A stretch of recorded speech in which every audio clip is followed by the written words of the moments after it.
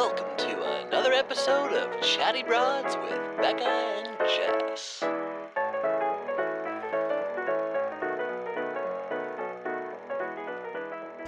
Well, howdy there, broads. Oh, Hi, broads. Bekah, Mercury retrograde or whatever is happening has... It was off to a good start. I'm not going to lie. I think he was born on the first day of the retrograde. Okay. Or something like that. And I was like, you know what? Things are good. And lately they're just falling apart. It's just everything's...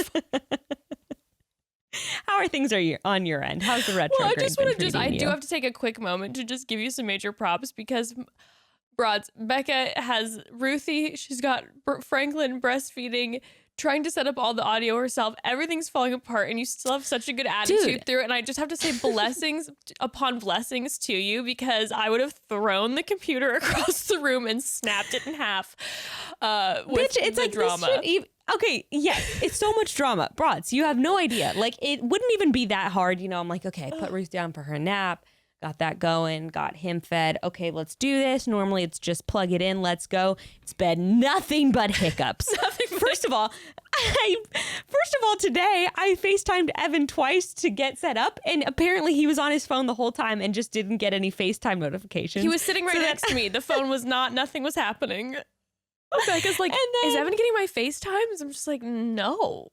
Yeah. Meanwhile, I'm trying to set things up, find out my computer is broken. Yes. We're literally Zooming on phones. It's so absurd. You know what else? What? Tell me. Retrograde has not been limited to technical issues, technical issues. You know what happened not last night, but the night before? What? We decided to leave the door to our bedroom open for the cats to come in. I don't know why. Normally, we shut them out. Okay. I wake up in the middle of the night, not because of Franklin, but because I feel something crawling up my leg. And do you know what that was? No, stop. A cockroach. No, stop. A huge cockroach. And I woke up out of my sleep, like kicked whatever it was off my leg with my foot, threw back the blankets, and a huge cockroach like this big obviously started screaming, woke Grayson up. And oh my God, there was that. Could barely go back to sleep. Finally did. And then how could you even morning, oh my God, the next morning as I'm sitting going through my phone, I look over and there is another huge dead cockroach next to me on the bed. And I'm pretty sure it's just the cats bringing it in. I mean, they have access to the outdoors, and I'd like to think my house isn't completely roach infested. I scheduled the pest control as soon as they had was next Monday. So pray for me. Then this morning, we shut the cats out. And lo and behold, when we open the bedroom door, there is a dead mouse in front of the door that they apparently brought to us. I mean, it was a gift, but also like... I mean, it's better than me waking up to that crawling up my leg. Because Lord knows I would have lost my goddamn mind. I'll be real with you. I feel like I can handle most crawly creatures. A cockroach, I can't handle it. No. I can't do the cockroach. No. It's much too crunchy. There's something about the crunch. I agree. They're like rotten little creatures. Just yes. Oh God. I would take a spider on my leg any day to a cockroach on my leg. Yeah, if I'm walking down the street in LA and there's like a cockroach that runs across the street, my day's ruined for the next hour. I just can't stop thinking about it. What do you hate more, rats or cockroaches? I actually don't hate rats. Okay, I'm talking in the context of being in your home, not your pet. Definitely cockroaches. Oh. Every once in a while when we've had like a rat or a mouse in the house and I can hear them, I'm just like, hello. Can you hear you? Okay, the mice are cute. The mice are super cute. But I remember one time in downtown LA, I flashed my headlights underneath have you ever done this? Underneath a dumpster? Yeah, that is a little traumatizing. It looks like something out of... looks like Ratatouille. Yeah, it's like Indiana Jones, like a moment from Indiana Jones. And you're just like, am I They're on like the crawling all over each other. It's that part of the ride at Disneyland when all of a sudden you hear the rats coming and they like blow air on you, so you like feel like you feel them. Except, Honey, I Shrunk the Audience. Oh, I hated that. I did too. I think I made my mom take me out of there when I was little because it scared me so bad. I went in with my baby sister at the time. She was young. And even through that, I was the older one and I made us leave. And she was like, can we stay? And I was like, no, this is horrifying. Fuck you, Disney. I will not take part in How this. dare you make me suffer through this? I just did the Bugs Life thing. I got jammed in the back. My back wasn't right for weeks, okay? I could sue. And now you're making me experience this? I refuse. Oh, I miss Disneyland, though. I was going to say, are you guys going to go to Disneyland when it opens? I'm going to say that probably is going to be a hard no for a hot minute because as much as I trust Disney and that they're going to do a great job keeping everything clean and sanitized, that just feels like a hotbed. And I don't know if I want to be the one. Children, small children, especially everywhere. Oh, I know. I'd bring Ember into Disneyland and she'd be licking like the side of like the railing. And I'm like, I've never seen you do this before. Why are you doing this now? I know what you're talking about. You're talking about that little kid thing where they're like standing there like, like crossing their legs. And they're holding on to like the pole waiting and then they're like licking it and sucking it. And I'm like, why are you doing that all of a sudden? I get you're not thinking about it. So real. But I just watched that man who's eating a very greasy hot dog wipe his hand on that and then oh God. Anyways. Okay. Anyway, yeah. So but that's Mercury how the retrograde has been real. So Broads, I'm sure at some point there's going to be something that happens in the middle of this episode. Like all of a sudden the audio is going to cut. We're going to have an earthquake.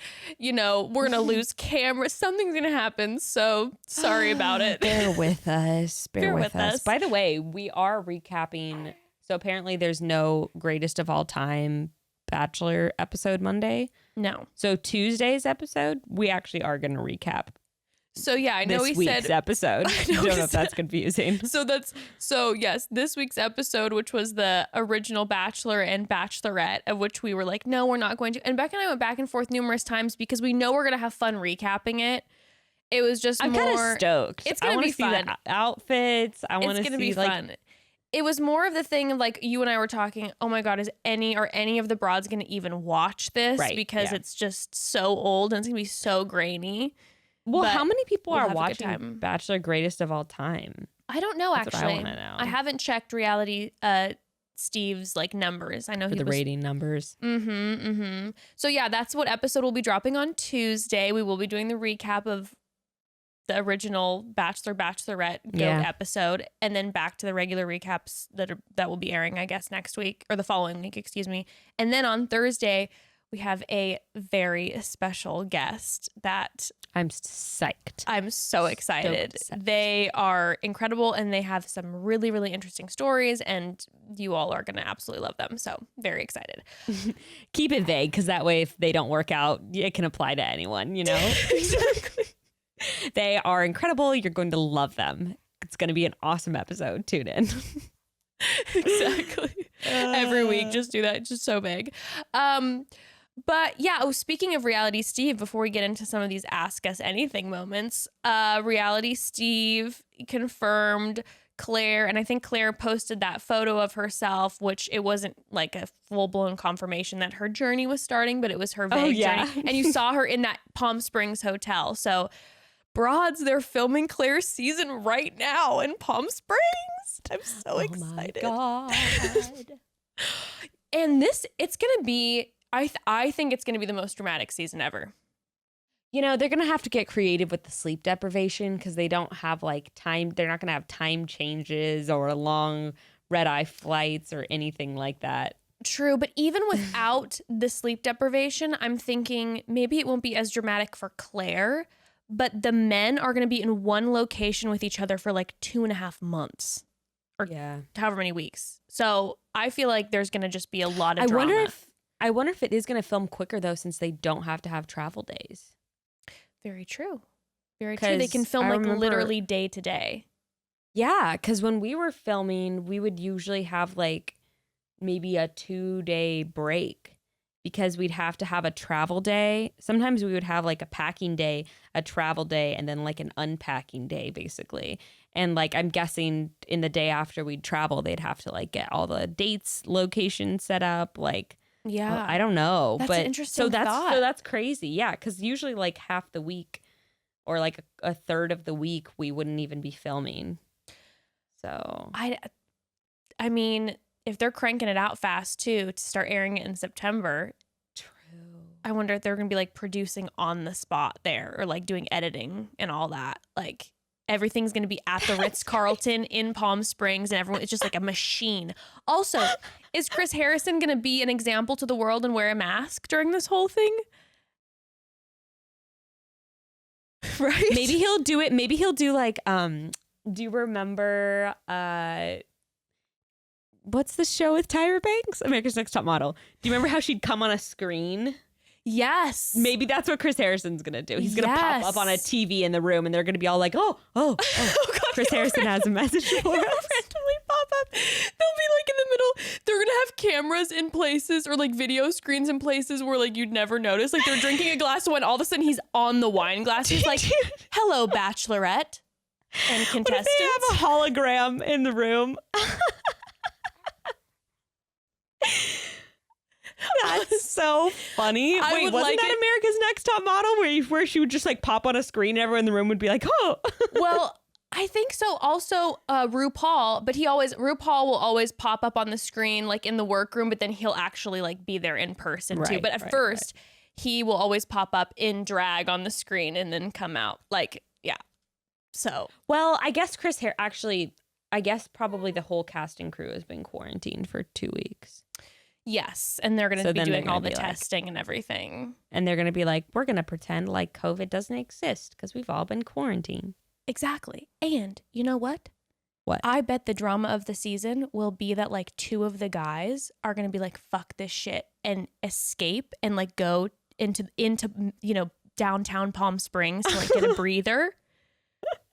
And then it's going to be like a full-blown... Who have they been exposed to? Yes, and then they're going to get cut from the show because they'll be like, you've been out in the world, you're getting chopped. Potential dramas. How are hometown... What the fuck? This is blowing my mind. How are they going to do hometown? It's going to have to be Zoom, right? Unless they bring the families on and they test them and have them quarantined. That feels like a lot, though, because then they have to know... Like, that means that then the top few families beyond the top 4 are going to have to be quarantined for a few weeks in advance, not knowing if their kid's going to be the one. Yeah, my family would 100% be like, fuck that. Sorry. We're going to Zoom in. See you on FaceTime, be like, yeah, Zoom's going to be a little tight. I only got between 11:30 and about 11:45, so can we keep this snappy? Keep it brief, please. Thank you. That is wild. I can't wait to see how it's. I'm very excited for the season. Me just too. Because I'm so curious. I'm tingling. I really am. Also, it's just been a hot minute since we've had any really new episodes, and it's just gonna be. It's gonna be. I know we've had to talk about like shitty shit in Bachelor Nation. We've had to talk about like breakups and like it's not. Where's the fun drama? Also, so many of these things, it's not like we're seeing this happen on the show. We're seeing all this happen on social media. And both you and I have been really terrible on social media lately. We have not been checking out news. We've been pretty we've been checking out news, but news in our opinions that is, important and necessary in these current times. So I've been completely disconnected from like any of that. And so I'll always find out all this shit like 2 weeks later and be like, well, I guess we missed that. You know, sorry, what's everyone. Weird is I was trying to think of like, I was actually texting you and I was trying to think of like one of the girls' names from Peter's season. And I just realized like they're not that solidified in my head because we didn't have Paradise. And I'm just like, they really got shorted on that one. I mean, I'm sure they're going to get thrown into Paradise. Well, some of them will, but some of like the lesser characters on Pete's season probably won't. Yep. And even so, they're going to be probably for the most part overshadowed by Matt James girls. Yeah, because they're going to be fresh in our brains. I know. I really do. I do feel for some of them that were like Madison and Hannah Ann will be fine, but like some of the other smaller players. You like we've said before, someone check on McKenna because I feel like that was really what she was banking on, especially with her final speech at the Women Tell All, and then all of a sudden no Bachelor in Paradise, and that just feels like it feels like a true loss. Sucks. Anyways, so we have to pause for a second and say this. Cats are pretty mysterious animals. It's like 1 minute they're happy and purring and the next minute they're hiding under the couch or meowing for no apparent reason. If you have a cat as a pet, you kind of have to be a mind reader, which can be scary because they're notorious for hiding their illnesses. And you may have heard me say it before, but pets are family to me and their health is unbelievably important. The idea of that kitty family, that kitty in your family being sick and not knowing is so sad. And that's why, if you have cats at home, Pretty Litter's health detecting formula is a necessity. Okay, we're obsessed with Pretty Litter. Obsessed. It's the world's smartest kitty litter and the only thing that we use at my house. So how their formula works is it takes all the mystery out of your cat's health because it changes colors to help detect early signs of potential illness, including urinary tract infections and kidney issues. So it's also designed with a specialized de-dusting process, which makes it virtually dust-free. Huge added bonus. And if you have our hardwood floors and want to keep them free of kitten paw prints, this is the litter for you. Yes, and Pretty Litter gives you all the best qualities of conventional litter, but it's even better because it doesn't contain any harmful ingredients or additives that can be damaging to your cat's health. And it ships right to your door, so you'll never have to rush to the store for a last-minute trip or lug those huge containers of litter around. So you can get the world's smartest litter without leaving your home by visiting prettylitter.com, and you can use promo code Chatty for 20% off your first order. That's prettylitter.com, promo code Chatty for 20% off. prettylitter.com, promo code Chatty.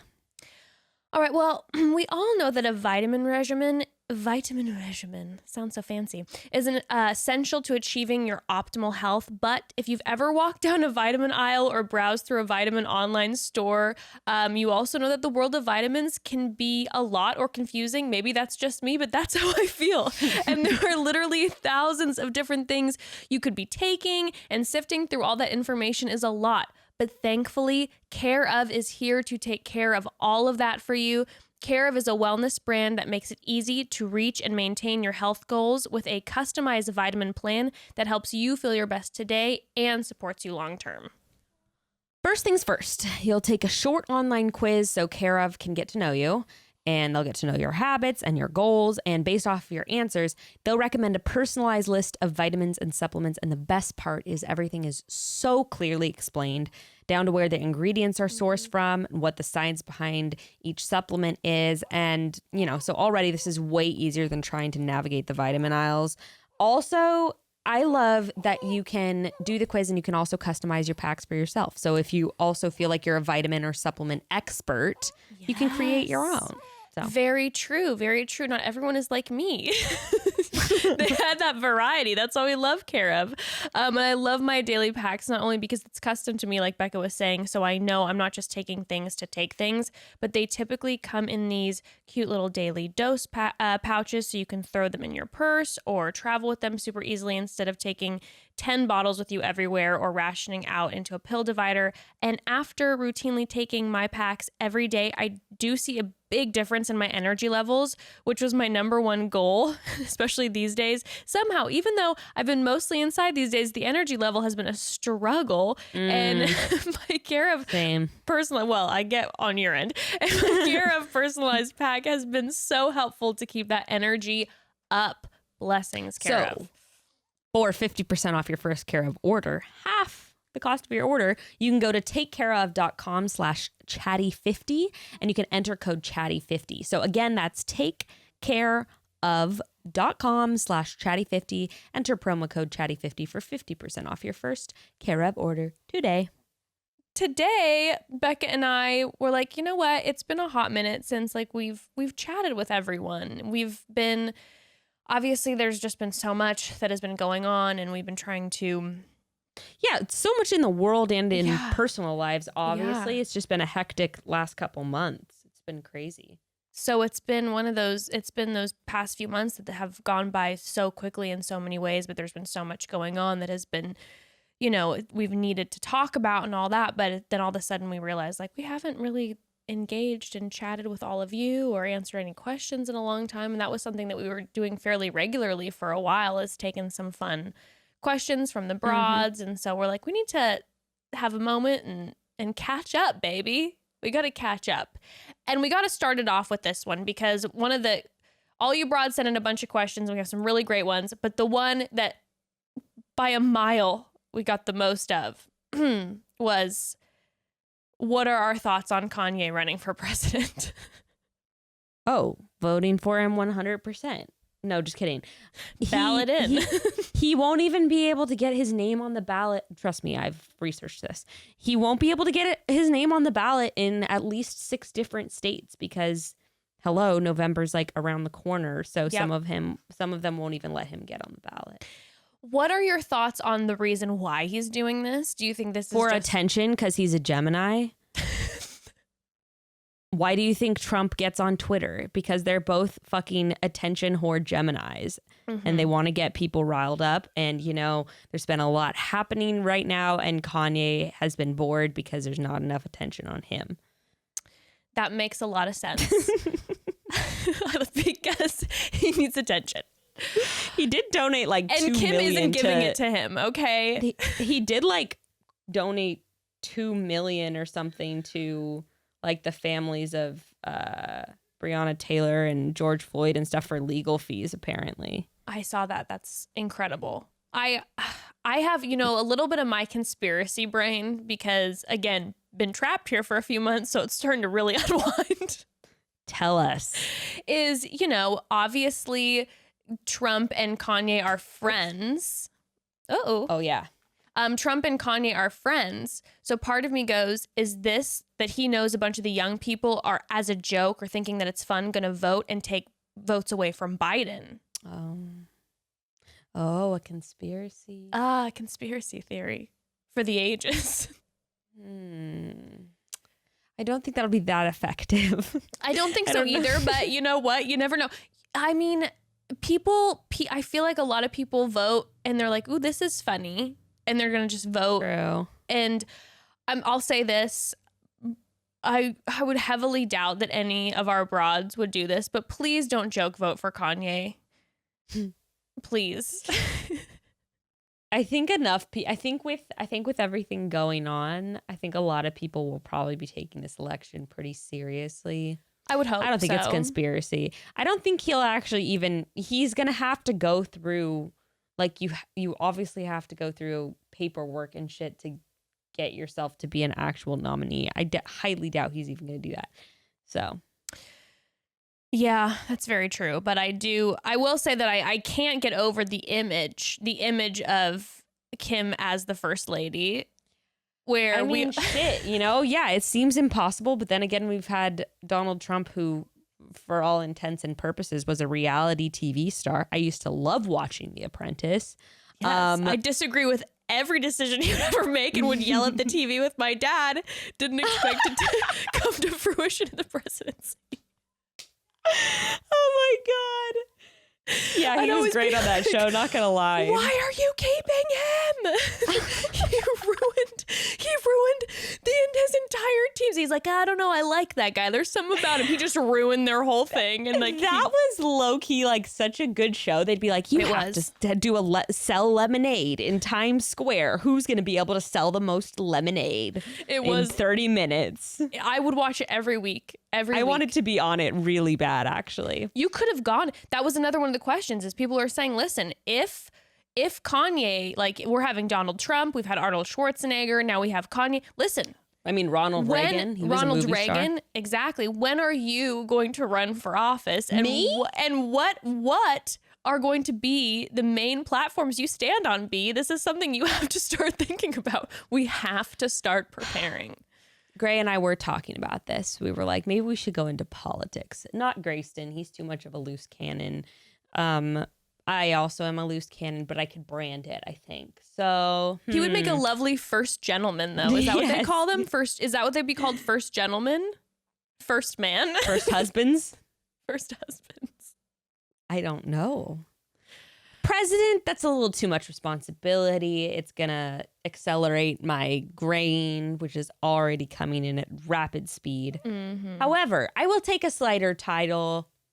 Governor of California will do. Oh, I like this. Mayor.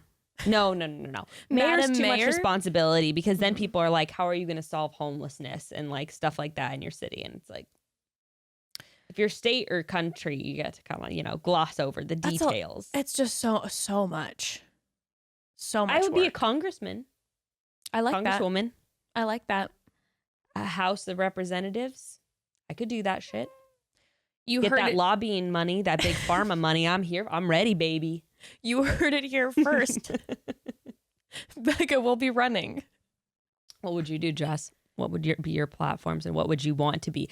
I'm saying that's what I would want to do. I would want to be a representative. What would you like to be? I would never get near politics. Okay, again, my conspiracy Bitch, theory you'd be good at it. I appreciate that, but you know what? I would rather just be. I mean, if we talk like, hey, running nonprofits, cool, but politics. Your girl is too much of a people pleaser to handle all that criticism. That's perfect. Oh, maybe the criticism, yes. But if you're a people pleaser, that could really work in your favor. It would just be day and night in my eyes. They'd be glued. They'd be just bloodshot always, just because I'd be like, oh my God, like just knowing that I'm letting people down every single day. And oh God, no, it would just be too much.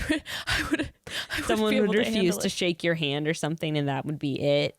Oh yeah, and then I would do something to offend in some way. And listen, I like to learn. I love learning. I like growing. But at that level, just the knowing the amount of people I'd be disappointing on a daily basis would be too much. It'd be too much to handle. Yeah, I feel that. But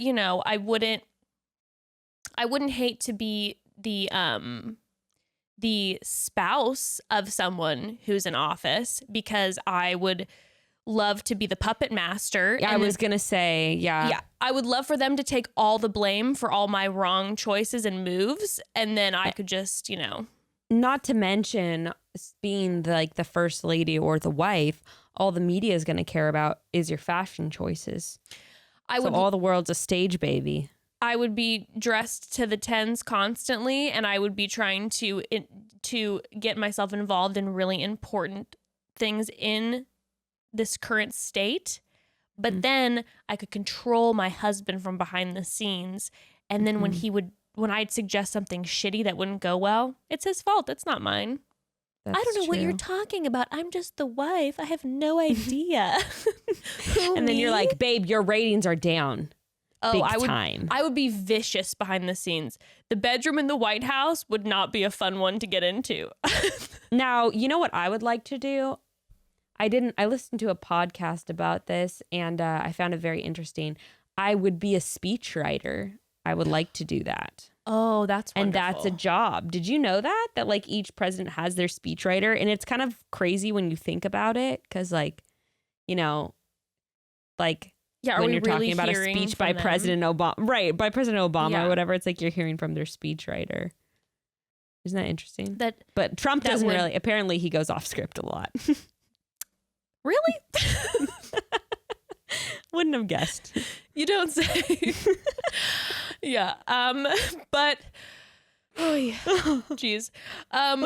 You know what I would like to do is I would love to work for the press and be in all those every day, during the press conferences at the White House, and be like, Mr. President, explain yourself. I would love to have that job. I wouldn't want to do it with Trump because he always embarrasses the reporters and stuff. I know. He's like, that is a stupid question. You and I love sitting in the front row at comedy shows and getting heckled. It would be like that except about the important stuff. We'd say something that mattered, and then he'd shame us, and I'd be like, well, I just look into a camera and just be like, your office camera interview moment. Oh my God. Anyway, anywho, what are some of the how are we gonna do this? Well, we have a few questions. Well, we had a lot of questions that come in, but some of them are going to be read out loud because some people sent in text, but then we have a bunch of audio questions. Should we jump into an audio question first? Yes. Okay. Let's do this. Hi, Bekah. Hi, Jess. My name is Noelle. I'm 21, and I just want to start by saying I absolutely love you guys.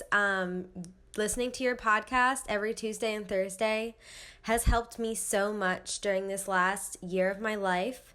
My husband has actually been deployed for the past year. And my question for you is, how do I get over the nervousness that I have for him to come home? We have a wonderful relationship, and we have a beautiful baby boy who also just turned 1. And I'm so excited for my husband to come home. But at the same time, we've never parented together. And I'm really nervous to see how everything is going to play out. He's going to be home within the next few weeks, and I'm so excited, but a lot of nerves there too. So any advice you guys have for coping with that would be so much appreciated. Thank you so much. Love you both. Oh, thanks, Noelle. Geez, I don't know if I have any good advice for this. Well, first and foremost, this is all speculative because obviously Bekah and I have never been in this situation. And okay, so wait, I want to clarify. So her Yes. question is basically like, yeah, I'm nervous about him coming home and like our new dynamics. Yeah, I mean, Like, he's been gone for how do a I long cope with that? Yeah, he's Okay. been gone for a long time. And also, like she said, they've never parented together. And so there's nerves, and how is that going to look like? Or what's that going to look like? Well, first of all, I do want to say thank you to her for the service that she's done, because being alone for a year and starting a family and all that, like, you're a strong woman. So obviously you and I have never gone through this before, but I will say, so I grew up near like San Clemente. And so when I was going to church out there, we would have a bunch of people, women from Camp Pendleton, who would always be coming up. And a lot of them, their partners would be deployed. And so I actually got into a lot of conversations with a lot of these women. And it was always very similar. Like, there is that massive nervousness that they felt, because it's like, oh my gosh, it's like, I mean, I feel that sometimes even if Evan's gone for a couple weeks on the road and he comes back, I'm like so excited and giddy, but also just like, oh my God, who are you? Like, I don't even know. It's crazy. It's a big transition. And especially when it comes to parenting. Can you also imagine like your house, like you're running your house and like have everything Yes. just the way you're doing things for like a year? Yes. So a lot of the women that I would talk to when their partners would come back from being deployed, they would deal with a lot of things. And not to scare you, Noelle, I'm sure you know this with all the other people that you've interacted with, but they were really frustrated, and there was a lot of disappointment because there was a certain level of expectation, of course, that you have, thinking things are going to maybe fall into place quickly.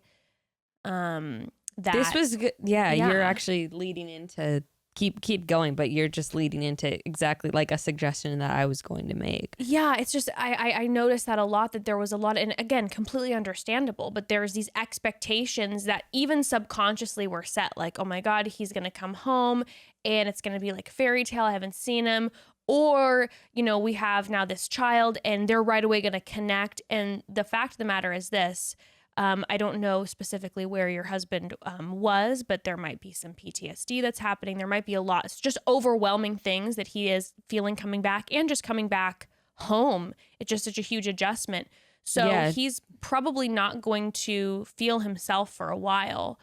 And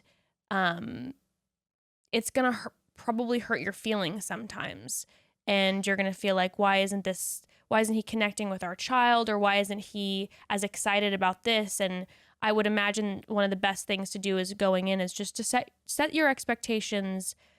Don't set them high, and I know that sounds sad, but it's more like you love him, you adore him. This is going to be a period of adjusting. So maybe just don't have any expectations. I shouldn't say set them lower, but just don't have any expectations going in, and know that it's going to be just a big period of adjustment, and you both will find your stride together, but it will be like kind of a new chapter. Yeah. So my idea was like, what I immediately thought was like, maybe after the first few days when he's home, or maybe like immediately, just depending on how you both are feeling. I was thinking maybe like sitting down and just being like, how can we set realistic expectations for each other? So maybe like being able to ask him, like, what can I do for you? Like, is there like one thing I can do for you on a daily basis that is going to like help you, adjust to just like being back home and being in a new place. And then maybe like vice versa. Like, here's something, just this one or two things you can help with every day that would like help me. And like maybe planning little things. I mean, obviously with COVID, there's not so many options, but just being like, hey, maybe 1 or 2 days a week, we can like schedule something as a family for like an activity for us to do. Yeah. And that kind of thing. Just kind of making a little plan. Yeah, that would be nice. I think, that seems like it would be a good idea, just to set up like, I don't know. I think it's going to be tough regardless, as much as it's going to be exciting to have him home. I would be honest about nerves too. I would like, if you have a chance to talk to him before he comes home, just be like, I'm kind of nervous. I don't know how this is going to go. I'm really excited to have you back, but it's like so weird. You've been gone and I've been doing my thing and we've never co-parented before. I'd just be like super transparent about what you're nervous about. Definitely. Yeah. Communication seems like it would be such an important thing in communicating your nerves, and also communicating I'm sure he's super nervous, but communicating too, just like, hey, you know what? I want to, and I know personally for me, I would probably just even throw on like a prerequisite a little bit, like, just so you know, obviously you've been off doing your thing. I've been here doing my thing. I have my way of doing things, and I want us to find our way of doing things together. But there might be some times where I am having a hard time adjusting to our way instead of just my way. And that's because I had to be here and take care of our family, and, and just explaining that so that, he doesn't feel like, he can't start to help with certain things. Because sometimes I think or at least I know for myself, when I get set in my certain ways about like cleaning and parenting and whatever, and sometimes, Evan will try to do something and I'll be like, no, you're not doing it right. And then the next time he won't help because it's like, I'm going to give him shit for messing it up. So sometimes just knowing you're just going to have to adjust. Also, I know something that helps a lot of military spouses is finding a community to talk with. Like, have your other people that have gone through this already or are currently going through it, so you can call and be like, I feel uncomfortable with this. I'm trying to figure this out. And just community, I think, is important. Yeah, for sure. Yeah. But so excited for you. That is super exciting. So exciting. And send him all of our love. Send him the Broad Squad's love. It's a new chapter, I think of it that way. It's like a new chapter. It's a new fresh start. And it might even be beneficial to your relationship that you can't really go anywhere right now. You might just have a lot of intense time right off the bat, which might make it a little more overwhelming, but might expedite getting back into the swing of things even faster. Yeah, I think also just one last thing. This is sort of general relationship advice that I've found to be helpful, but I think especially applicable to this. Try not to hold on to like the way you guys used to be, because like even if he wasn't gone for a year, shit was going to shift, like having a baby, added to the mix. So I would just try not to focus on like how things used to be or the way that you guys used to connect, because you're going to have to sort of start fresh and find new ways to connect and new things to, all that. Well, speaking of relationships, Whitney Velthouse asked, how have your relationships been strengthened through quarantine?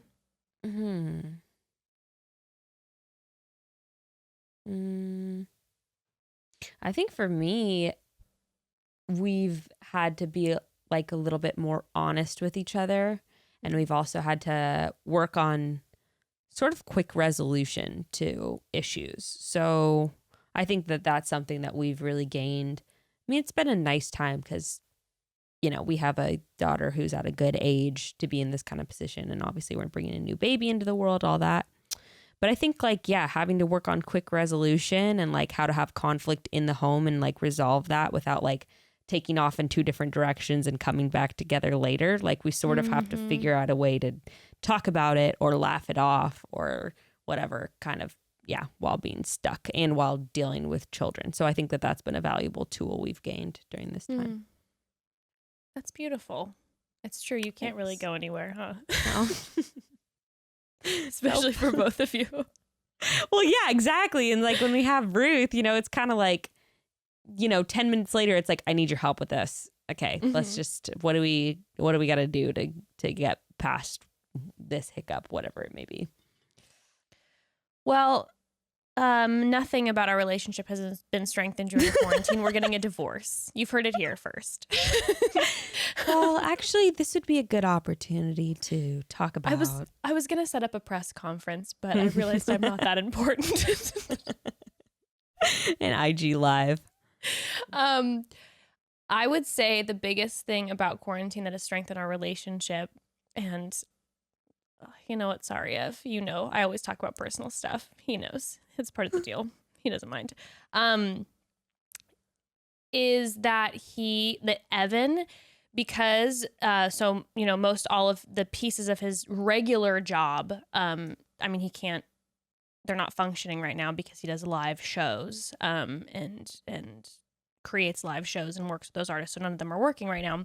So now he's just doing a lot of production stuff from home. So he is busy with things, but he is home way more than he was before. And then I need him for help more than I did before. So he's been spending a lot more time in dad mode than he ever has the past couple months. And in those past few months, I remember the moment that we were eating dinner and all of a sudden he broke down, and I have not seen this man cry in a long time. He's not a big crier. And he broke down and he was just like, I'm so sorry I took you being a mother for granted for so long. And he always has been wonderful, and I never really felt that way, but he was like, this is so hard. Like, it is so hard to not just pop in and like help with the kiddo for like 2 hours at the end of the day, or just on a one weekend day, like just to be there day in and day out. And he was just talking about, as a new mother, like especially like the postpartum, he's like, you add that on top of it, and he's like, I can't even wrap my brain around it. And he's like, now all of a sudden I'm in my head more, and I'm more sensitive about what people are thinking about me because I'm alone more with Ember. And he's just like mind grinding, like, when you're like, right now it's like you start to just get in your head because you're kind of sitting staring at a kid more, and dealing with all that. And there's been a big level of more understanding from him, so that I feel like our partnership has been able to grow now, because now more he's able to understand how I was feeling for numerous years, and now it's just enhancing. It's like that classic TV sitcom thing where it's like dad has to switch places, and like now suddenly he's like, that is a real job and I've gained respect for you.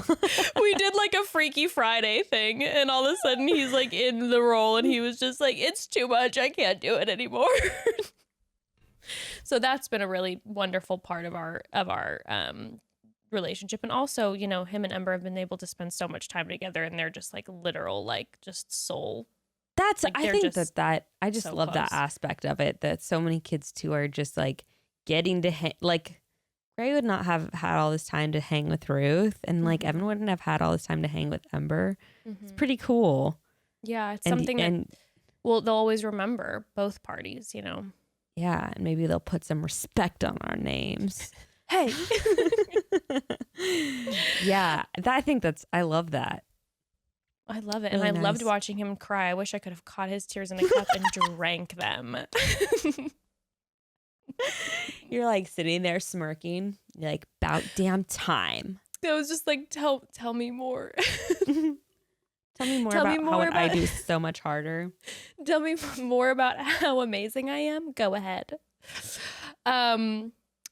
Okay, Broads, let's pause for one quick second. I think it's always important to feel inspired, but especially right now, it's so easy to let the days pass, which, trust me, I get.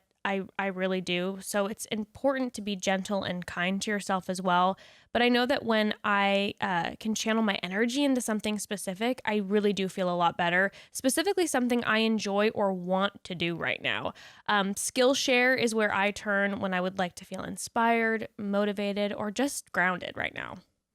Skillshare is so cool. This actually just reminded me. I have a link to send my friend to Skillshare because she was like, hey, where can I take graphic design classes? And I was like, I have the thing for you. I got your answer. Skillshare is an online learning community. They've got thousands of inspiring classes in pretty much any topic you could ever imagine, whether you've been putting off learning Photoshop for years and are wanting to dip your toes into the world of interior design. Skillshare has classes to fit every goal or creative desire. It's also so affordable, especially when compared to pricey in-person classes and workshops. And you'll get unlimited access to thousands of classes for just $10 a month. And you can do the classes whenever your schedule allows. Skillshare just makes it really easy and convenient to get started on that skill you've always wanted to learn. Mm-hmm. So I've been struggling with feeling inspired and motivated lately, and Skillshare has truly helped me, not because of making myself busy, but rather diving into classes that I'm interested in that I normally might not take. And it's just, I don't know, it feels joyful and relaxing, and I'm grateful for Skillshare during this season. Oh, and of course, I also have been taking a class called Email Productivity, Work Smarter with Your Inbox, which I'm hoping will help my brain because you do not want to see what my inbox has looked like for the past 5 years. So thank you, Skillshare. Well, you can explore your creativity or your organization skills, and you can get 2 free months of premium membership at Skillshare.com/chatty. And that's 2 whole months of unlimited access to thousands of classes for free, people. So you can get started and join today by heading to Skillshare.com/chatty. 2 free months of unlimited access to thousands of classes at Skillshare.com/chatty. Learning just right at your fingertips for free. Boom. So we'll do another one and then an audio one. So Mackenzie Crow, I think that's how you pronounce it, asked, how did each of you navigate through having different views from your parents? Raised very similarly, and hearing you talk about your parents listening to your podcast made me relate to my views differing from my parents and how they raised me. Have you received criticism from family about your views, and have you set some boundaries? Have they crossed those lines? Does it get easier as you get older? I'm open to actual advice and also shit advice. I love your shit advice you gave in an earlier episode. You want to you go first with this one. Well, let's see here. So, yes, there's definitely been drama because of that. And I would say way more so at the beginning. So when the podcast first started, the first few episodes were just messing around. But when we started talking about spirituality, that was the big one for both sides of my family. And it was dramatic, to say the least. There was a lot of drama. They weren't happy. Some of them, I should clarify this. Some are very supportive, but still don't agree. So for instance, like my mom and my dad, like they don't agree with a lot of my thoughts, but they also have realized that listening to the episodes just will start things internally for them that, maybe frustrate them or make them feel weird, or if I'm talking about them and they just don't want to hear about it, so they just say, we don't listen to the podcast unless you specifically send us an episode. And I've really respected that they have put up those boundaries between us because it's allowed them to support what we do and also not be tweaking out constantly. On the other side, and I don't want to get into this too intensely because it's Evan's family and it's his place to speak into that. I don't want to say this for him, but it's been rough, and there's been some, I shouldn't say broken ties because there's still somewhat of a relationship, but damage. There's been a lot of relationship damage. Yeah. Yep. And we're currently still working through that. And it was hard. It was harder at first because I felt really bad, especially because, that feeling when like Evan always really supported me through it. So it wasn't like he was like giving me shit and then he wasn't giving me shit. And then I was like going against everybody. Like he was like, and like 1,000% supportive. And then there was then rifts between him and his family because of some of the things I was saying and all that. But, you know, it was never anything personally directed towards his family or anything. They're lovely, wonderful people. It's just differing views. So, yeah. We're currently working through that, like literally still to this day, trying to process through a lot of that. And I would encourage. And this Mackenzie. is specifically about expressing, you're talking about specifically about expressing where you guys stand with religious beliefs. I mean, it's a combination, you know, it's religious beliefs. It's talking openly about sexuality. It's, you know, talking openly about our relationship. Did you guys feel like you didn't have a lot of like conversation about that before the podcast? With them? Yeah. No. Well, it was a dynamic where, you know, we had a wonderful relationship with them, but there were just things that we knew not to bring up because it wouldn't go over very well. So we just kind of didn't go there a lot. And I think that, again, boundaries are good. Like, I don't feel the need to talk with my in-laws about intimate details. Like, this podcast isn't for them. It's for the broads, you know, it's not for them. Well, it's like for friends. Yeah. It's like, yeah, exactly. I'm going to have a different conversation with you than I'm going to have with a family member. Like, it's just how it is. And, so we didn't have those conversations before. And when things would get brought up, you know, it would not go very well. So yeah, it's been a weird transition, that's for sure. But I think the most important part, and I would suggest to Mackenzie, is that boundaries are the most important thing. Like, it's important to, like, I love my family and his family, and it's important to know to have, you know, to have grace that, like, they're not necessarily in the same spot that you are. So getting angry, again, and this is from my relationship perspective, where it was relatively healthy and it wasn't like super toxic or anything like that, but there just weren't a lot of boundaries, and we needed to create boundaries. And the boundary is that I can have like my own opinions. We can have our own way of living. We make our own choice, and it's not up to the both of you or however many, you know. Do you ever have to like shut down conversations, like, because they're just not going in a productive place? You know what, I used to, and that was something that was happening pretty frequently, because you can tell by the energy of the conversation whether it's like going this. Nowhere, yeah. And what I started to realize, it was like, for me, it was exerting too much emotional energy. And I was like, this is just going to be damaging to me. And then it's ultimately going to be damaging to Evan and I as a partnership, because we're going to get aggravated. Like, it just wasn't healthy. Totally. So I would shut that down, and there were numerous conversations that I wouldn't even let start, and that I still won't let start. I've come to a place now, speaking of earlier people pleasing comments, that's not something that I'm struggling with as much, and especially in certain ways. So now I'm like, I can have a very healthy conversation, I feel like, with them, and know when it's going to get to a place where I'm not comfortable and I have to pull back. But for a while, I had to just kind of remove myself physically from those hangs, because it was just too much, you know? Yeah. Yeah, that makes sense. But it's a complicated question, because obviously families are different and family dynamic is different. And, totally. Yeah.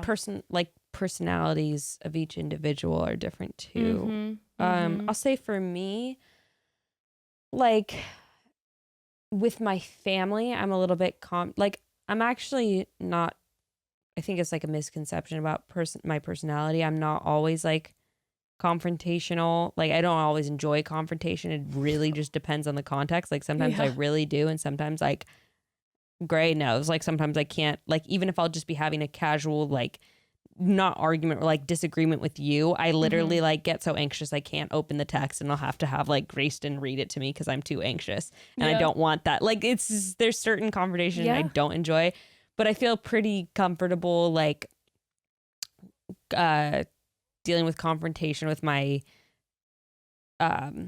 close family, like what do they call it? Immediate family, because maybe it's because I take the relationships for granted and I know they're always going to be around. Like maybe it's because we have a healthy base level. I don't know, but I feel pretty comfortable like expressing stuff. And I think like for me, just even with dating, you know, like I was dating non-Christian guys and stuff when I was like 19 or 20. So I kind of had to start having some conversations with my parents. Yeah. They'd be like, oh, like, is he a believer? And I'd have to be like, no, but then like I also really don't care. And so I had to kind of start having those conversations like a little bit earlier, just because of situations. And then just, you know, stuff with like getting caught like sneaking out and partying in high school and having to like have, I don't know, like at 21 or so, I think, like I just remember things sort of flipped a switch because like my parents weren't helping pay for my housing or anything anymore. Like I had my own job. I lived in another city. I had my own apartment I was paying for. Yeah, I think I was about 21. And so then it was just like, no, fuck it. Like this is, yes, I'm having sex outside of marriage and I don't really care. Like, and no, I don't follow like the Bible to like as my tenets of belief anymore. And like, yes, I smoke weed. And yes, that's why this drawer smells like weed, is because there's weed in it. And like, I just had to start like having those kind of like more straightforward conversations with my parents. And it was a little bit jarring for them. Yeah. But it's just been a slower process, I think. And then also like just me being on The Bachelor and like having an Instagram platform, you know, they've been exposed to like my views about stuff sooner than the pod. Anyway, it's just been like a little bit of a slower journey. So a little bit less concentrated drama, I think, for me, because it's maybe been over the course of the past 5 years or so. And then, of course, you know, getting pregnant and like all that. It's there's been a lot of little events. But yeah, I think just like I think with my mom, at least, like my mom doesn't want to, like it hurts her, so she just doesn't want to go there. That's like why she unfollowed me. Like I know I joke about it, but she just kind of did it because she's like, I don't want to be like jarred by you saying something in me. It like, so, and then sometimes her curiosity like gets the best of her. Sure. She usually, I don't know. And then my dad just kind of has a different mentality where he's just like, well, like I've done the best I can. And if my kids want to go on their own journey, they can. And I'll think what they're doing is wrong and I will judge them, but it's their journey. Like that's kind of how my dad is. I don't know.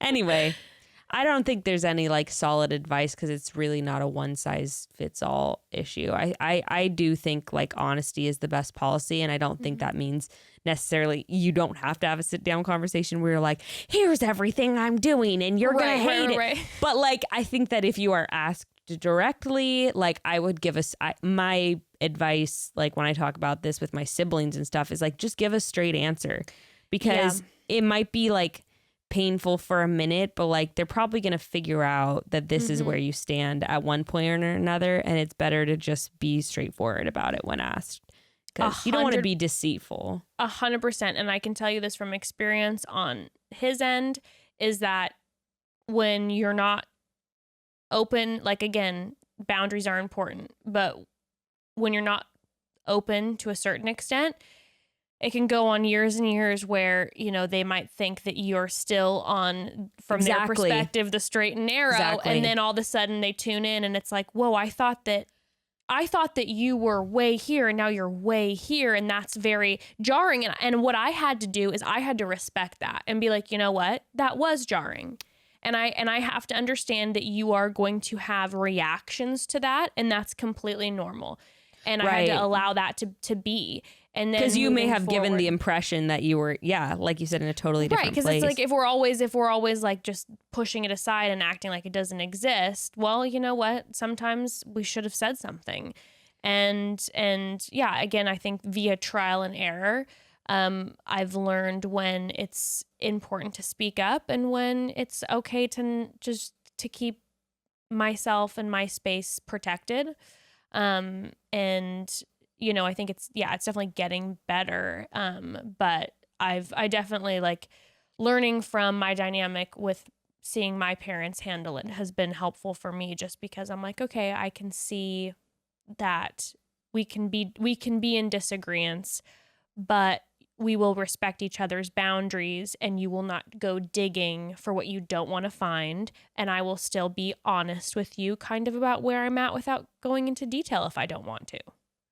It's just, like you said, just an honest conversation. Yeah. I think one thing I've seen too, like, just in my family, if you do have that sort of like, they're seeing this 180 because they thought you were one way and then they suddenly get, sometimes what I've witnessed is like you're not taken as seriously either, because all of a sudden they're like, true. You just changed your mind overnight and this is what you've believed all these years, when in reality maybe 7 or 8 years ago you started having a shift and that wasn't, for so many reasons, wasn't revealed until this one moment. It makes it look like it's this sudden flip-flop. That's so true. And then that can be very frustrating on your end. Yeah.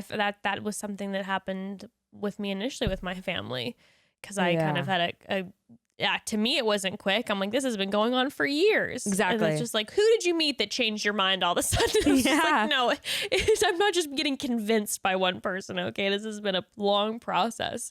Yeah. And you don't have to take them on that journey with you, but it is something to note when you are deciding how much you want to reveal or not. I think that's definitely a good point, but it's tough. It's tough. Godspeed, Mackenzie. Anyway. Yeah. It's never easy, but know that you I don't know, we're all, I go back to my Ram Dass quote always. We're all just walking each other home. And I think that if you feel like you want to share with your family that you have moved and shifted and changed in certain ways, and they might not have a great reaction to it, but sometimes things take time, and what might seem hopeless in the moment, I promise, can get better. That's what I was going to say. Like, there is peace on the other side, and that may not look one certain way, but there will eventually come a moment of peace, even if, Yeah. And they might never be peaceful about it, but in your being, when you are fully like realized and transparent with what you truly believe, and again, with boundaries, but when you feel like you've revealed what you need to, you will feel peace, even though it might be tough. Oh, geez. And one last thing about boundaries too. Something that I've learned is sometimes it's not only about setting boundaries for yourself, but setting boundaries for the other person. So sometimes even if you're good in a conversation, but you sense it's like going one way, or the person's getting upset or asking questions that they truly don't want to know the answer to, I think it's important to remember sometimes you need to like be like, hey, I'm sorry, I really like don't want to upset you, and I really like don't think this is going in a great direction, so maybe we could like talk about this later, or we can I think that's kind of important too. Yeah, I agree. Hope that helped somewhat, Mackenzie. That's a tough one, but we're all here for you. The Broad Squad's here for you. I know a lot of our listeners are going through very similar things, or who have gone through that, a mass majority of them. So we're all here for you. Yeah. Hi, Bekah and Jess. My question for you both is, what is a basic life skill that you feel you should know how to do at this point in your life, but still don't know how to? Thanks for picking my question. Love, Hannah and Catherine of the Wisconsin Broad Squad. Yes, Wisconsin Broads. Shout out Wisconsin Broad Squad. I love that. Thanks, Hannah and Catherine. Oh, shit. Ooh, mine's real embarrassingly obvious, Bekah. Is it the cooking? I mean, well, there's a long list of things. Oh, wow. I didn't even say the thing you were thinking of. That one is maybe like number 5 on my list. That's like how many life skills that I don't have. You know what? It's probably just better not to guess when someone says what they. Oh, it's the cooking. Straight up, no one could offend me in this question because I'm aware that I lack many life skills. Okay, wait. I literally can't think of anything else though. What is it? What? Well, I don't know how to ride a bike. I didn't even remember that until you said it. Uh-huh. I totally forgot about because that. I decided to rollerblade instead when I was a kid, and I just never. I mean, I'm a killer Can Ember on the ride a blades. bike? We're working on it right now, but she has inherited my genes, and it's been a journey for both of us. And it's been me trying to also learn how to ride a bike with her. Yeah, and I was gonna say you can't be a hypocrite and be like Ember and learn how to ride a bike. And I have attempted to, and it's getting a little better, but it's still not there where I can say that I can ride a bike. And I don't know what my problem is, but I just really am not good at it. I actually remember though pretty vividly learning how to ride a bike, and it's like it's pretty hard when you're learning, and it's one of those weird things where one day you just get it.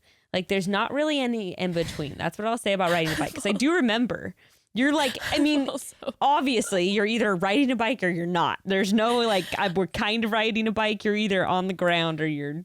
I'm also a stubborn bitch when it comes to athletics because movement is not my skill set. So when I'm really failing at it, I get frustrated so quickly and I give up. Like, so I have to I gotta really bear down. Now, one thing I also remember about riding a bike, speed is your friend, not your enemy. And so you want to get the speed going. It's hard to balance a slow bike. I have flashbacks of when I tried to snowboard for the first time and I immediately shattered my wrist. Dude, I can't even laugh at that because snowboarding is another one of those things where the learning curve, it's horrible until you learn how to do it. And I was on that mountain, and that mountain was a bunny slope, okay? And even at that, I was screaming into space, like, what fucking unnatural bullshit is this that I am sideways on like a piece of like plastic on a mountain? Why would I do this? Why would I want to do this? And I was very angry about doing it anyways. And then I shattered my wrist. Confirmed. There's just certain athletic things that just don't come naturally and feel unnatural to me. So I actually do get it because learning how to snowboard too, I remember like crying and like begging my dad to let me stop. Like, please, I don't want to do this anymore. I hate this. I hate this. I hate this. I hate this. Those memories with your parents where you're like, please don't make me do it anymore. And you just have that like panic. Was your mom like, wait, this is a segue, but was your mom like this? Like I would be crying in line at Six Flags on the roller coaster line, and my mom would force me to go on the roller coaster or the water slide or whatever it was with her. Did your mom do that? I feel like she probably did. Suck it the fuck up, Jessica. Just throw me into the sea. Because my mom was like that. Like, I remember crying in line for a roller coaster, and she's like, you're going to have so much fun once you're on it. Don't remember if I did or not. All I remember was being traumatized in line.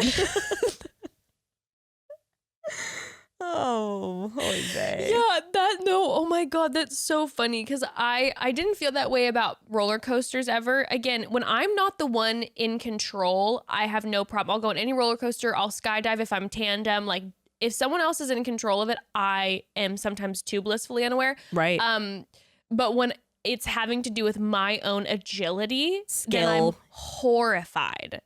So it was just like, I used to be in swimming, and every time I loved swimming, but every time there was like competition days, I would sob the entire drive to wherever we were going, because I was just like, I hated getting there at like 5 a.m. and jumping into the cold pool and everyone's staring at you, and then having I hated the competition part. And it was just like I would sob and beg my mom. And she'd just like push me in the pool. Sorry, bitch. Sink or swim, bitch. So wait, do you have any basic life skills? I feel like you're good at a lot of life skills. Like, do you know how to change a tire yourself? I've had my dad show me before. I feel like if I watched it on YouTube, I could probably do it. So I don't know if that counts. But one thing I am bad at, it's not specific, and it is like technically a life skill. Like paperwork shit, like just even doing it, like insurance, taxes, like that's very complicated, and I don't understand any of it still. And I just pretend like it doesn't exist, which has caused major consequences, you know? Like I used to just drive on the toll.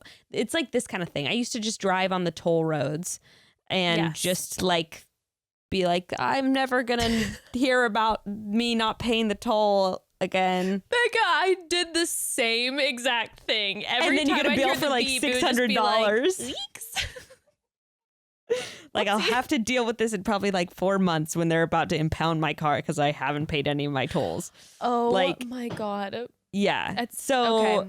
that kind of thing. And like, you know, even when I was broke as a joke, like if I would order something in the mail and I had to return it, like just the thought of having to deal with like returning it would just overwhelm me. And I would just let the like 60 days expire and just not return it. And then I'd be left with this thing that I couldn't do anything with. It's very real. It's very real. So that's like, those are like my basic life skills where like my mother is like, Bekah, this is all this takes. You just have to do this and do this. And I'm like, it's just too much for me. I just can't. I think, I feel like I'm really bad at doing a lot of adult basic life things. Like it's not what I'm good at. And it's my mom's wheelhouse for sure. Yeah. And I think that's why she still doesn't think of me as a grown up, because I'm not good at those. And I always tell her, pulling it back to the Bible, I always say, Mom, I'm a Mary, not a Martha. Okay. I would sit at Jesus' feet and speak to him and charm him.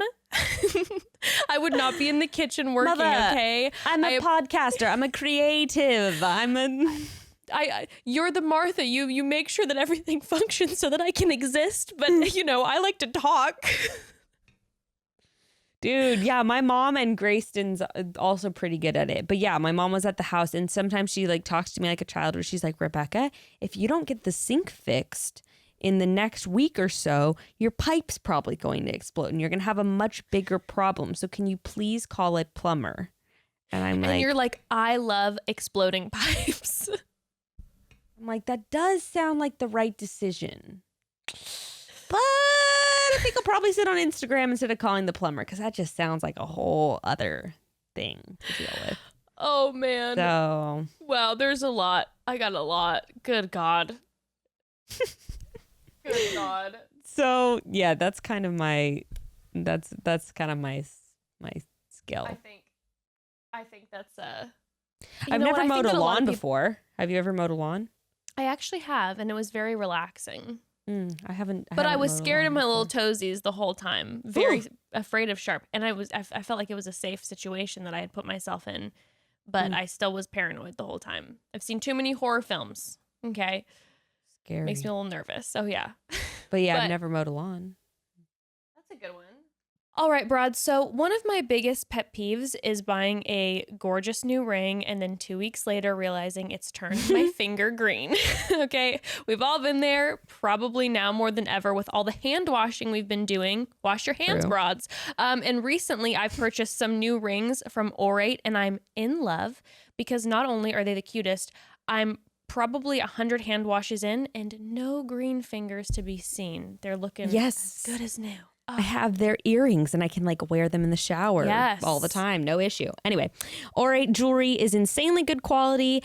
And that's because they sell directly to you without the middleman. They can offer the exact same quality for a fraction of the cost. Music to my ears. Mm-hmm. And the pieces range from minimalistic single bands and hoop earrings to statement pieces. And everything's ethically sourced and fairly priced. So Orate's an amazing woman-founded company. Love them. Yeah, love them. And I absolutely love their jewelry. Could be on that website for hours and hours. Like I said, I bought some new rings from Orate and they came the other day. And literally I got complimented on them that same day at the grocery store. I may have been wearing a sweatshirt and running shorts and a mask, but my jewelry from Orate somehow made the whole outfit look put together. And I already decided I'm going to be dropping some major hints when my birthday comes because I am dying for their gold infinity band. It is so cute. Nice. Oh, and also, like you said, Bekah, I actually purchased some Orate earrings years ago and some ear cuffs, and they are still just as gorgeous as the day I bought them because the Nice. quality is just top notch. And constantly showering in them, all that. Love them. Well, of course, we have a code for you, broads. You're going to get 15% off your first Orate purchase when you go to oratenewyork.com/broads, oratenewyork.com/broads, and use promo code broads. That's spelled AURATE newyork.com/broads, and use promo code broads to save 15% off your first purchase. Well, broads, it's no secret that we all have had some extra free time right now and are looking for ways to fill it. And I feel like I'm done with the TV watching. I went through my quarantine baking phase, aka eating just the cookie dough, never getting to the actual baking part. And I've walked around my neighborhood close to 1 million times. Lately, though, I've been filling some of my downtime playing Best Fiends, the unique puzzle game unlike any other game out there. Quarantine is actually the first time I started exploring iPhone app games, Yes. and I've been introduced to the wonderful world of Best Fiends. It's actually so fun. They've got cute little characters that you collect as you go, and through the game they add new levels every day. So no matter how little or how often you find yourself playing, you're never going to get bored, and plus you don't need Wi-Fi to play. So that makes it even more convenient. Yeah, and the new levels every day, quite impressive. My goodness, you're never going to run out. And my favorite way to play Best Fiends is to compete with my little sister because even though we live an hour away with each other, that sisterly competitive spirit runs very deep in our family. Love her. And I don't want to brag or anything, but I definitely am beating her at this moment. And in general, I mean, she's normally beating me for weeks straight, but I'm going to take advantage of celebrating my small victory for this week. But side note, neither of us are gamers, and we're still able to play this, which is one of the things I love about Best Fiends. You don't have to be a video game expert. It's fun for everyone, and I can't get enough of it right now. Best Fiends has thousands of levels already, and with new levels, events, and characters added every month. I mean, it's hours of fun right at your fingertips, and you can even play offline. So with over 100 million downloads and tons of 5-star reviews, Best Fiends is a must-play, and you can download Best Fiends for free on the Apple App Store or Google Play. That's friends without the R, Best Fiends. Free. All right, let's see. Hi, Broads. I'm so nervous to send this right now. I've been listening for over a year now. Y'all are my go-to podcast, the only one I consistently listen to. I've turned all my friends onto y'all, so thank you so much. I have a quick question about Bachelor strategy. I'm 21 right now, and I really want to audition for The Bachelor in the next couple of years, but I know you have to find your niche to even be considered. I guess my question is, what's your best tips for anyone going through the audition process? Are there any do's, don'ts, no-nos, you know? How can we get ahead? Yeah. Thank you so much. Chat soon. Bekah, break it I down think for all of our broads auditioning. I think there is no tip, trick, and I wouldn't even like develop your niche or worry about any of that. I think what you've got to do is just be able to be authentically yourself and expressive in your way and as much as you can on camera. I really think that's like the thing about getting casted. I really think you have to be able to just be yourself while being filmed, while being interviewed by strangers. I think you just have to practice being as authentic as possible. That's what I think. Unless you're just, totally over the top theatrical. But even then, I don't know. I thought that the key, like before I auditioned and before I met all the producers and stuff, I thought it would just be like I thought everyone on the show was actors. And then once you're actually on the show and you're meeting the people there, you're like, no, some of these bitches are really just that crazy. And the producers like saw that and casted them for that reason. They're like, you can't make this up. Oh my God. But seriously, like, yeah. So just be yourself and don't try to fit into any box. But I would say, like, you know, if there's interesting things about you or your life, definitely try to like showcase that in an authentic way. Or just be like the snake girl and always be carrying around snakes. Exactly.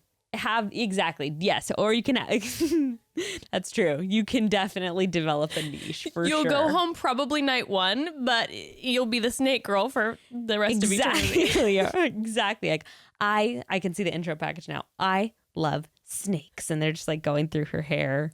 Like, yeah. And then she shows up with snakes. The snake has a mask on. You have a mask on. You're going to your local coffee store. You're social distancing, of course. But then, like, the barista is afraid of your snake. And you're like, don't worry. Like, yeah, it would be great. Okay, I will say, you know what? I did I can't really give tips as, like, I did the in-person casting, which I don't even know if they're doing that anymore. So this is actually important to note because I don't know if you've, like, ever seen some... I could be wrong, but I think they're doing Zoom, like, audition casting right now. Oh, okay. And then sending in a video. Oh, maybe? okay. Interesting. Maybe I'm wrong. Because, yeah, I just went to the open casting, so I didn't make a video or anything. Like, I literally just, like, walked in and met some people and talked to them for, like, 30 minutes, which is really interesting because when I auditioned, I was literally, like, you're sitting in a hallway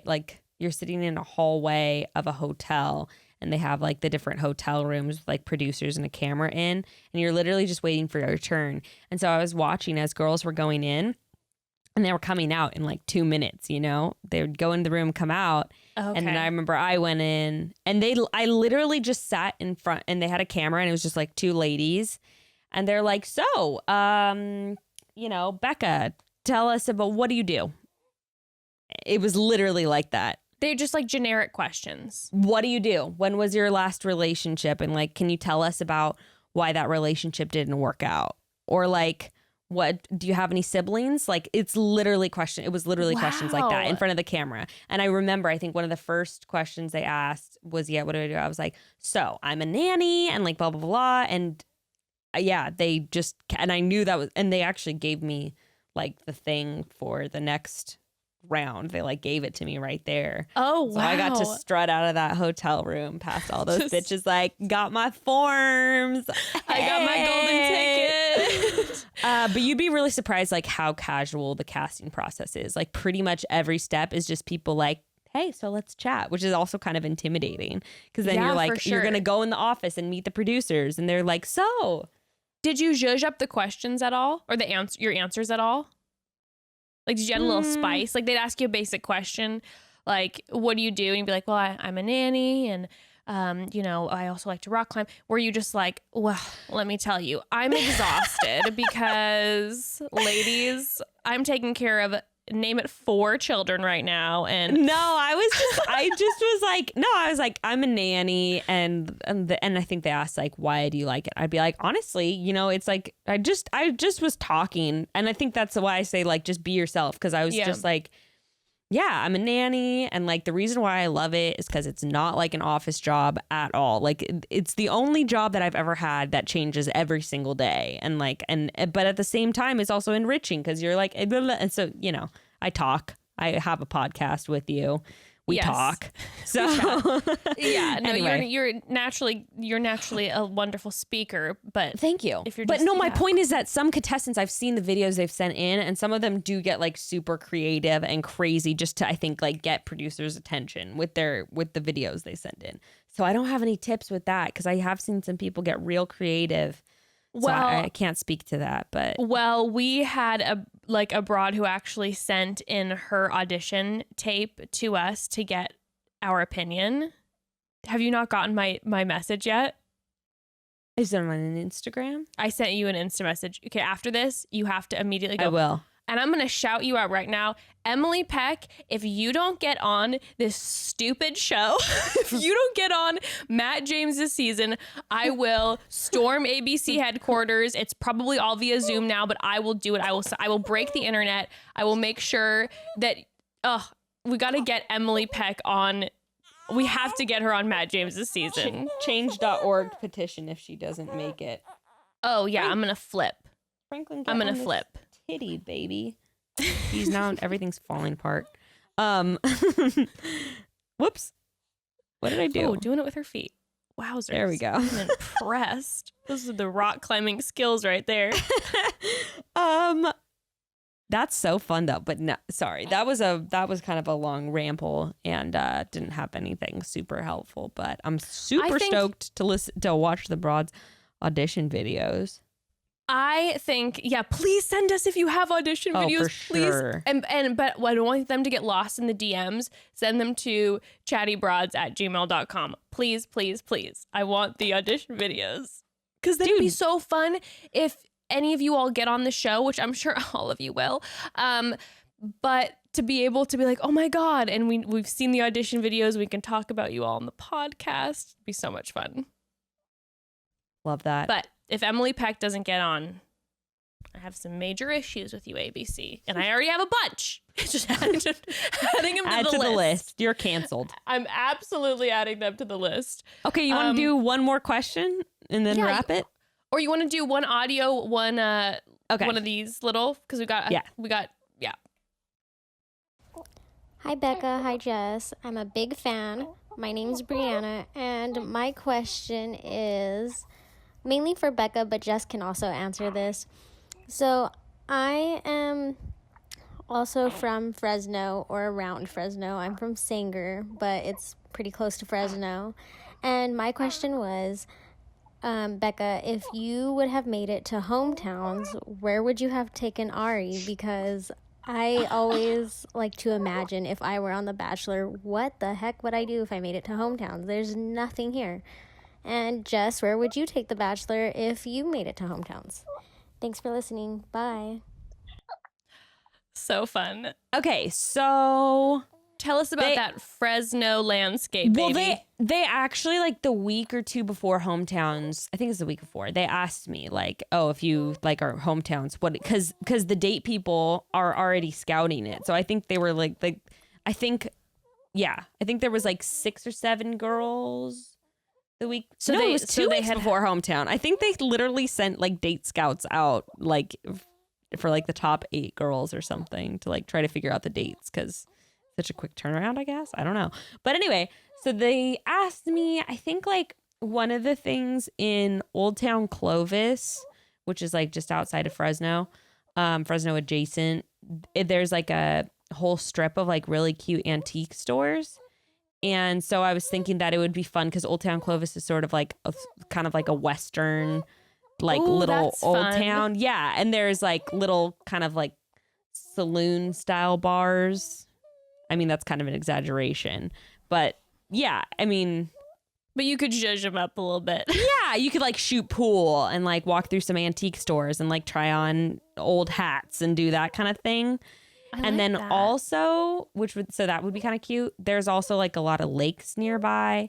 And I was thinking it'd be kind of fun. Like there's a lake where we would also always like ditch school and drive up to the lake. So we could like go out on a boat on the lake or something like that. And I'd be like, oh my God, this is what I always used to do. And like my free time in the summers and that kind of thing. I like that. That would be nice. So, and I love like when they do, what's her face? Remember Victoria F when they took that like photo together and they were dressed in like old timey saloon and it actually turned out really cool.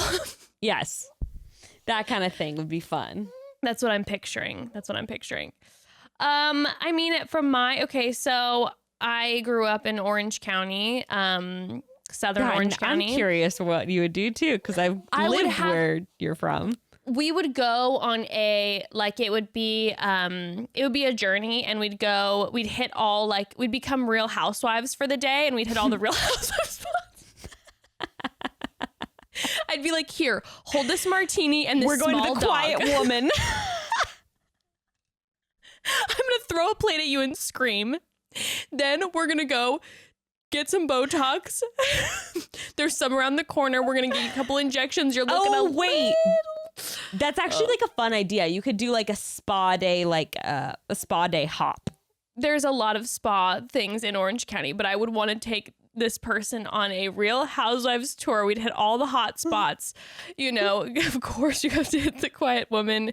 We'd go to I always forget the name, Coto de Casa, where they all live. We do a nice little, you know, loop-de-loop around there. And then I'd see how he handles it, and that would make me decide whether I like him or not. And I'd make him hold a small dog the whole time and a martini glass for sure. But for real, I'd probably take him to Laguna Beach. Yeah. And I mean, I grew up like in most of my life in Dana Point, right? Like, which is touching Laguna Beach. It's more of like a little harbor off of Laguna. And there's so much to do in Laguna. There's so many cute art galleries and the beach and like cliffs overlooking. It would be romantic. There's also what's the little, why can't I think of Balboa Island in Newport too would be a fun date day. Super fun. You go play games on the pier. Take the ferry across. Yeah. Yes. That would be super cute. I could take him to where I had my like first proper kiss, which was on the San Clemente Pier. So I could take him down the San Clemente Pier and be like, I had my first kiss here. And that's Are you actually gonna be my second. That's actually like a cute place, not like when people take them to like their high school and they're like, here's where I had my first kiss by the lockers. Let's recreate it. Let's see if we can get into the locker. Like the pier is actually like a good one. But it does smell a little bit like fish, but it is absolutely beautiful. All right. Can we do one final question? Yep. I'm ready. All right. So this is from Lane. And Lane says, okay, hi, first off, my favorite bitches ever. I even got my partner hooked. Love that. So my question is this. I've been with my partner for over 2 years and we live together, but I am bi and he is bi. I haven't been with women yet, but he has been with guys, in quotes. He's always wanted me to experience my sexuality, and we have always talked about having an open relationship one day. What are y'all's thoughts on that, and when is a good time to make it happen? Side note, I have a major crush on this girl I work with. Thank you, and I love y'all so much. Love you, Lane. I think the interesting question here is, when is the right time to make it happen? Yeah, I feel like we've talked about this topic before. I don't have and we have someone coming up in a couple weeks who's more of an expert on the matter. So that'll be good. But I think Jess and I are both like, yeah, I don't think we have any like thoughts one way or another. Like if it works for you, great. Cool. I think it, go ahead. No, I was just going to say, I think the most important piece to this always is that both partners want it equally. That, and you're on the same page in terms of what it's going to look like, which will probably take like some actual like workshopping, sit down, and probably like experimentation. Like you may, I mean, I just know that open relationships can look different for so many different people. Like one of our guests who we had on, like her and her husband have a rule that like they can only sleep with a person one time and the other person can never know about it. So those are like super specific boundaries, and that's going to look totally different than with someone else that may have like, you know, like a boyfriend and a girlfriend, or like a, you know, or there's no boundary, you know, like. Right. And if you're talking about having a major crush on a girl at work, when we're talking crush, are we talking about having sex, or are you talking about maybe wanting to have a polyamorous relationship? If this is someone that you're interested in, relationship wise. So yeah, like you said, I think definitely like communication is so important in this. And like Bekah was saying, you know, we've had numerous guests on who have been in open relationships, and also certain friends of mine. And every open relationship that a couple that I've chatted with, it looks very different for everyone, but it's so important to have a through line of communication, so that one person isn't getting like the short end of the stick in the situation. Like it's important that both people want it equally, that it's not like one person is like, I think we should have an open relationship, and the other person is like, I don't know. Okay, I'm down to try it. I think that is sometimes when it might lead to hurt. It's like, no, if you both are wanting one, for sure. Well, I think it also maybe I can imagine, I haven't experienced it myself, but it could be hard too, because maybe one person's attitude is like, I don't want to know about anyone you sleep with. Yes. And then the other person might be like, I want to know everything. Like, because that's what's going to make me feel more comfortable. Or like, I've even heard of some people having boundaries where they're like, okay, you can have sex with people, but like, you can't kiss them. Like, that's just our thing. Like, I think you both have to be willing to explore and change and shift depending on what each person's feeling comfortable with. But you can't do that unless you're both being honest. So yeah, so then as far as like when's a good time to do it, I mean, I think if you both are interested in having an open relationship, then start having those conversations now. And like Bekah was saying too, I think if really workshopping it is like, it is something that's important. It's not like you don't have to necessarily flip the switch and be like, tomorrow we have an open relationship. It's like, well, just start having the conversations and kind of maybe slowly figuring out what works for both of you. I can imagine too, it might be helpful to like explore small boundaries at a time. So be like, okay, we can now like kiss other people and then like talk about how that makes us feel when we know about, I don't know, like maybe ease into it that way. I don't know. Maybe read a book together about it at the same time. You can have a little book club once a week. Both start following Instagram accounts that are focusing on open or polyamorous relationships, any non-monogamous relationship, and have those discussions and start learning from all of those individuals who have walked that's a through good that. idea. But we don't have any firsthand experience. Yeah. Personally. But this is all very speculatory on our ends. We're speculating, but I hope that helps in some way, and let us know if you do how it's going. I'm very interested. Like I said, we're going to be having in a few weeks a guest on who is going to be able to talk more thoroughly about this. It would be fun to sort of do like a roundtable episode too, of having people like send in or like talking about their open relationship and what that looks like for them. Because I would be so interested to hear about the range of different like boundaries and like situations and all that kind of thing. I think it'd be really interesting to hear from a variety of different people. I love that idea. Okay, Broads, if you are currently in an open relationship, a non-monogamous relationship, a non-monogamous relationship, send us an email to askthebroads@gmail.com or chattybroads@gmail.com. And I think that's a great episode idea. I would love to hear the different variety. I am going to ask, I'm going to be kind of bitchy and specific. Not like, I'd like to hear from like established couples, not like the thing when you're like, yeah, both of us are not exclusive and we like hook up and hit each other up every like Thursday or Friday. Cause yes, no. You know what I'm saying? I know what you're saying. Yeah. So that people like our listener Lane here would know moving forward in like an established relationship how that would look. Yes. Had different options and experiences and all that. Yeah. We hear you.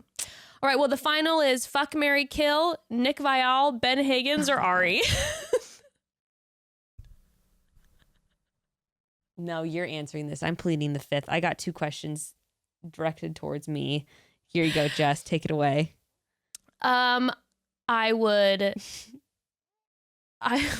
probably going to end up being like the same as yours anyway, probably. Sorry, Lauren. I would fuck Ari because we've all heard the stories of that he is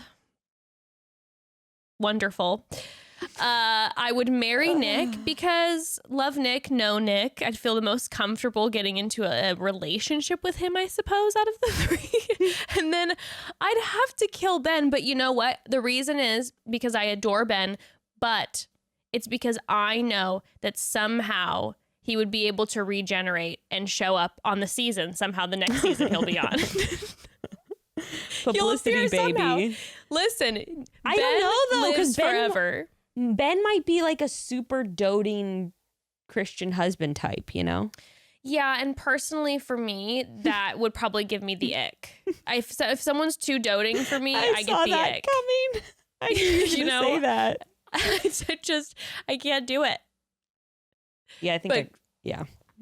But you know what, Ben? You live forever because you're Ben Higgins, and you have to appear in every single season of everything, and you're just Ben. And we love the you, new Ben. Chris Harrison, and we love you, Ben.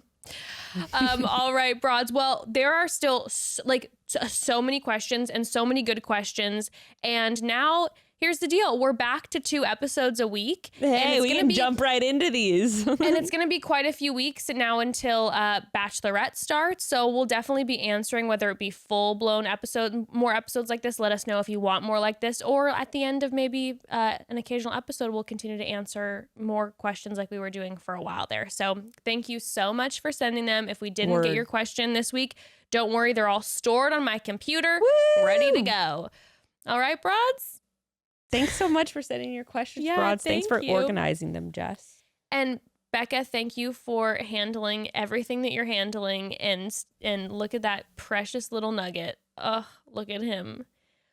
Breastfeeding, holding, burping, setting up the audio through Mercury retrograde, ruthing, Stop it. looking like a snack and a Did you say half. ruthing? I like Ruthing. that. I like that. I'm going to use that. Well, thanks, Broads, and we'll chat soon. We'll see you Tuesday. Stoked. We'll chat soon.